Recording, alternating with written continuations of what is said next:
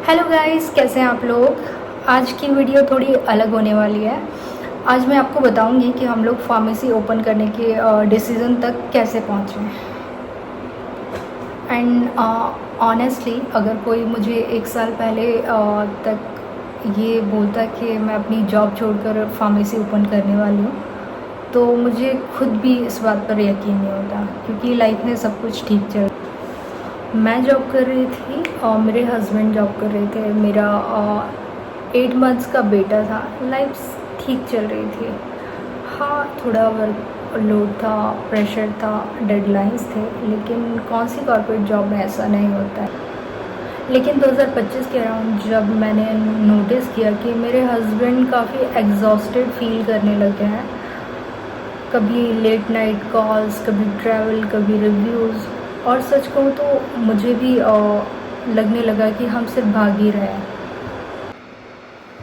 लेकिन 2025 के अराउंड मैंने नोटिस किया कि मेरे हस्बैंड एग्जॉस्टेड फील करने लगे हैं। कभी लेट नाइट कॉल्स, कभी रिव्यूज़, कभी ट्रैवल, और मैंने भी फील किया कि हम लोग सिर्फ भाग रहे हैं। और एक दिन हुआ ये कि मैं और मेरे हस्बैंड बैठे हुए थे, एंड ऐसे ही कैजुअल डिस्कशन चल रहा था। तो मैंने मेरे हस्बैंड को बोला, क्यों ना हम फार्मेसी बिज़नेस स्टार्ट करें। तो उन्होंने कहा कि हाँ, क्यों नहीं, तुम्हारे पास तो लाइसेंस भी है, क्वालिफ़िकेशंस भी हैं, लाइसेंस भी है। आइडिया दिमाग में आ चुका था, लेकिन फिर भी हम अपने फाइनल डिसीजन से काफ़ी दूर थे। उसी बीच मेरे हस्बैंड का बर्थडे आया। देन वी हैव डिसाइडेड कि चलो वृंदावन चलते हैं।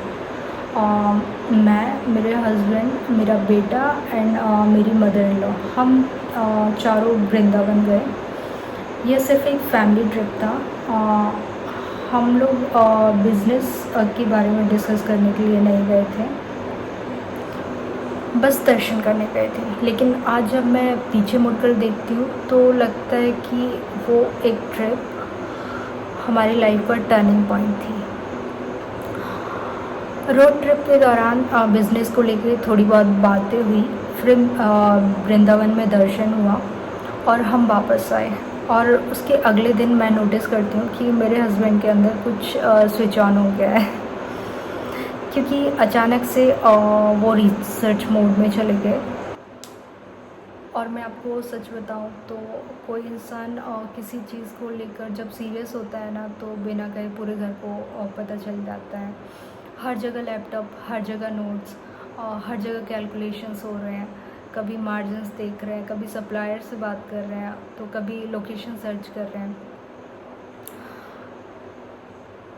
कभी फार्मेसी बिजनेस के वीडियोस देखे जा रहे हैं। और मैं बस देख ही रही थी कि इतनी रिसर्च क्यों कर रहे हैं। लगभग 1 महीने तक यूँ ही चलता रहा। इनिशियली हमने रांची के लिए सोचा था, फिर भोपाल का सोचा, फिर लाइसेंस का चक्कर समझ आया। और ऑनेस्टली हमें तो ये भी नहीं पता था कि drug licence and pharma licence दोनों डिफरेंट चीज़ें होती हैं। हमें लगा था कि लाइसेंस का मतलब फार्मा लाइसेंस, एंड उसके बेसिस पर हम बिज़नेस रन कर सकते हैं। लेकिन एक्चुअल प्रोसेस जब समझ आया तब पता चला कि पिक्चर तो अभी स्टार्ट हुआ है। उसके बाद जीएसटी सर्टिफिकेट, उद्यम, गुमास्ता, शॉप सर्च, ट्रैवल, डॉक्यूमेंट्स, और गुड़गांव से भोपाल के इतने चक्कर लगे हैं कि एक टाइम पर तो लगने लगा था कि हाईवे ही मेरा सेकंड होम बन गया है।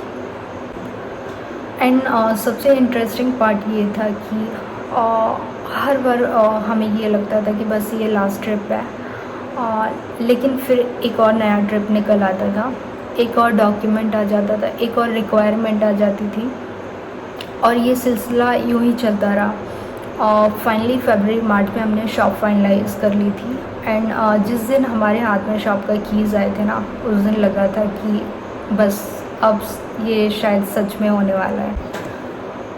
उस दिन पहली बार लगा कि हाँ, शायद अब सब सच होने वाला है, क्योंकि उससे पहले तक सारा कुछ एक्सेल शीट, प्लानिंग, डिस्कशन का ही पार्ट था।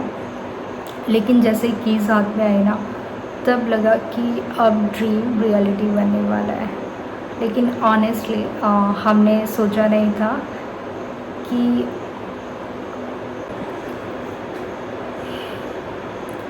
उस दिन पहली बार लगा कि अब शायद ये सच में होने वाला है, क्योंकि उससे पहले तक ये सब एक्सेल शीट प्लानिंग और डिस्कशन में ही था।